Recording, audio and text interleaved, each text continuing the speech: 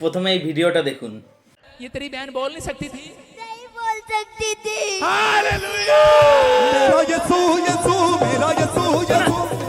हाँ बेटे, अभी क्या हुआ? बोलने लगी। मेरा यीशु यीशु। আশা করি এই ভিডিওটা সবাই দেখেছেন। এবার দেখুন এই বাচ্চাটাই অভিনয়টা করার জন্য কি কি পেয়েছিল, সেই ভিডিওটা দেখুন। हेलो दोस्तों, मैं यसी आज मैं आपको बताऊंगा अपनी जिंदगी का।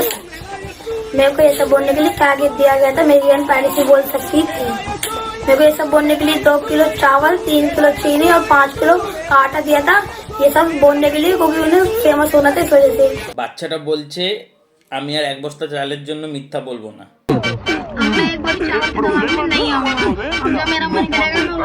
এর থেকে এটা পরিষ্কার যে এইভাবেই গরিব মানুষগুলোকে টার্গেট করে নানা রকম জিনিস, টাকার লোভ প্রলোভন দেখিয়ে খ্রিস্টান ধর্মে কনভার্ট করা হচ্ছে। আর যে করছে এনার নাম ভজেন্দর সিং। ইনি ভারতবর্ষের নানান স্টেটে গিয়ে এইভাবেই মানুষকে প্রলোভন দেখিয়ে এরকম কনভার্ট করে আর এরকম ভিডিও বানায়। ওনার ভিডিও প্রচুর দেখতে পারবেন সোশ্যাল মিডিয়ায়।